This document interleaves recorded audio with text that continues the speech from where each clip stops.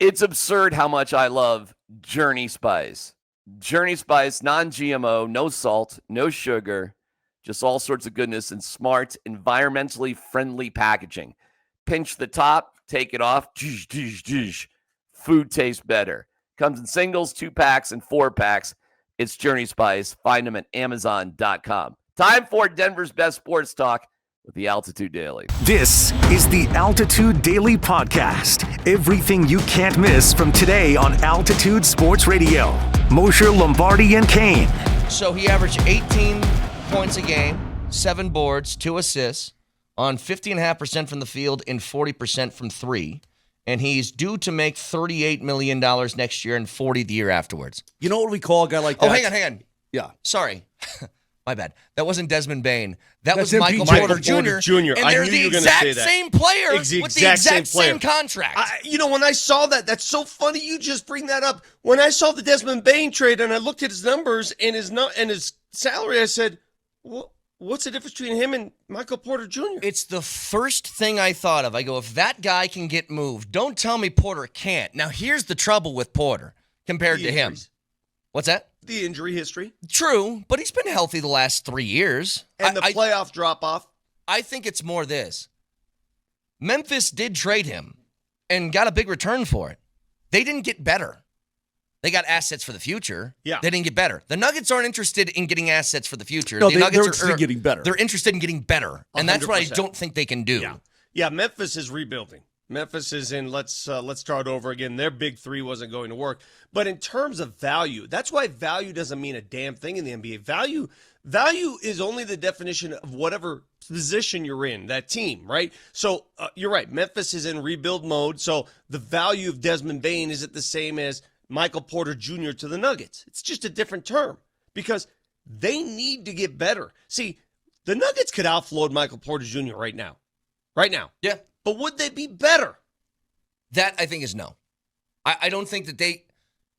In the same way, if Memphis tried to trade Desmond Bane to make their team better right now heading into next season, I don't think they could have found a trade to do that. Let me ask you a question, though, that Nuggets fans might be asking themselves. Let me ask you this question. If you got the same haul from Orlando and you gave them Michael Porter Jr. and you got 4 unprotected first-round picks, which is twice as many as what Dallas got for Luka. 4.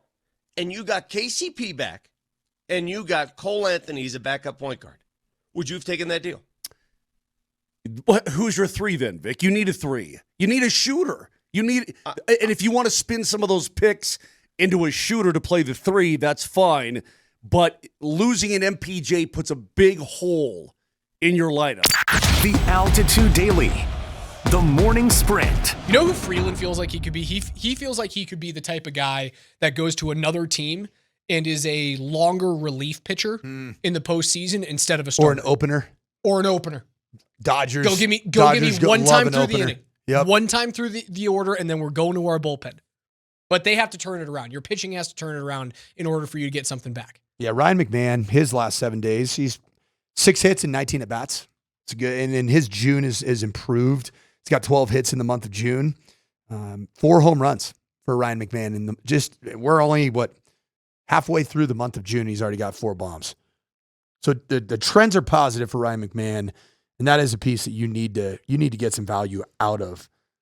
So I'm on Ryan McMahon watch, Raj. Yeah, he has to get hot, and I know he didn't want to be moved over the last couple of seasons, but guess what? Tough. That's the way she goes, man. God, Ryan McMahon has 23 RBIs. Jeez. For a power hitter. You play on a team with 14 wins. You don't get to choose where you go. Sorry. That's not it. So if the Red Sox can trade their best offensive player, you know what you can do? You can trade a middle-of-the-road aging third baseman.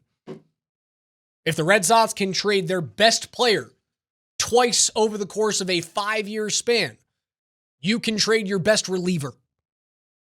If the Red Sox can trade their best player over the course of a 5-year span twice, you can trade a homegrown kid in Kyle Freeland who has never really lived up to expectation. You can do that. The question is, are you willing to? And the answer historically has been a flat out no. They have to. It's a matter of life and death for this club. Because if you get nothing in return for players and you watch them age out to the point that they have no value, at what point are you going to rebuild this system? You won't.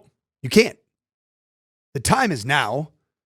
You need to have some success. It is actually in the best interest of the Rockies to play some decent baseball over the next month. In the beginning of the month of June, first half of it has been generally, compared to what April and May were, the month of June has actually been fairly kind to the Colorado Rockies. Statistics are starting to trend back up. You're starting to build a case to have some value to be able to get something on the return in the market. The Altitude Daily. Columbus, Hastings, and DMAC. As you guys see all these moves happening in the NBA, what's your confidence level? Nuggets are good. They're set up good enough to be able to handle whatever's out there. The only thing it's doing for me is it's making me a little bit antsy that we don't have a GM. And like, we see teams making moves. We see that they're officially moves being made. You got betting odds on Kevin Durant. Yeah, I heard Minnesota's trying to make a significant run at him. And it's like, okay, well, could we make a move like that right now if we even wanted to without a GM officially hired? Scale 1 to 10. 10 is we're good. 1 is like we're in bad shape. Where are you at? Meaning, I don't understand the 10 question. is good. I'm confident. Is everything we have the for right a championship? What's that? Everything is to win a championship. So 10 Correct. to win a championship going forward this year. Boom, boom, boom. We're set up. We know what we're doing in terms of making moves. We're good to go. If there's something out there, we're fine. That's 10. 1 is this is awful. We don't have anything set up. It's garbage. We're going to miss out on everything because we're not set up the right way. 6.5. Scotty, where are you at? I'm pretty low right now. Okay. Because and the main reason for that is that it feels like we are setting everybody up, preparing the fans to just run it back. And if you just run it back, what are the odds that you get out of the second round? Now, I know you work for the company. I guess we all do. But if saying what you just said is how you feel, that to me is a hell of a high grade at 6.5. It is. I felt like that was low. Oh, I was going to go in at 5. Wow, okay. Before he even spoke. Then when he spoke, I mean, to me, 6.5 means there's very, very little to no chance of winning a championship. Well, 6.5, you add one player and you move up to 7.5, 8. Now that's a D, you're Scott. Right there. 6.5 is a D. 6.5. The Altitude Daily. Kretman and Lindahl.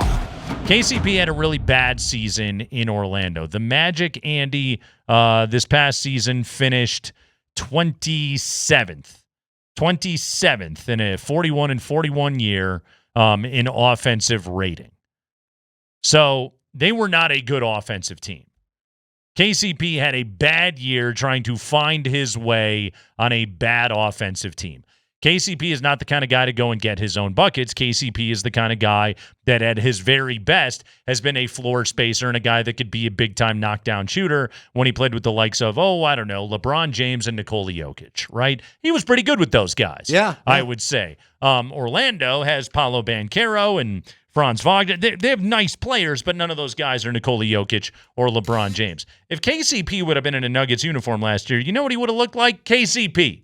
He would have looked like the good version of himself. Now he goes off to Memphis. I don't think KCP forgot how to play basketball in 1 year. I think he had a down season on a weird team, and now he's going to be very good again because that's just what good professional basketball players like him do. Yeah, I would say this as long as they just ask for moments from him because that's what he had going here. That's why I say he and Bruce Brown both, they had the defined roles and they needed them to play those roles in moments, not be the start to finish stud, not be the starter that raised all boats or anything.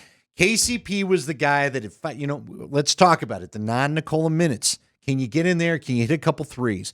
Can you get a good defensive stop? Can we put you – could KCP have broke up some of the SGA magic or done something maybe – I don't know, pick whoever else, Jay Williams, whatever it is. It's kind of fun to think of what the Thunder series would have looked like if KCP would have been out there. If he's still there to help you finish the game. Maybe get some stops. Yeah. Remember those 2 games? I remember them. Mhm. Games 4 and 5 where you had leads that you couldn't hold on to. I've watched. How much does he change that? I've watched Nembhard give SGA rough moments. Okay, you're never going to shut down a scorer like Shai Gilgeous-Alexander completely, but I've seen him give him rough moments in this series, particularly hearkening back to Game 3 when Indiana got that win back on their home floor. I would have liked to have seen what KCP would have looked like in that series. You've been listening to the Altitude Daily. Catch us live weekdays on 92.5 FM, the Altitude Sports Radio app, twitch.tv/AltitudeSR, youtube.com/Altitude Sports Radio, and your favorite smart speaker. Say Altitude Sports Radio.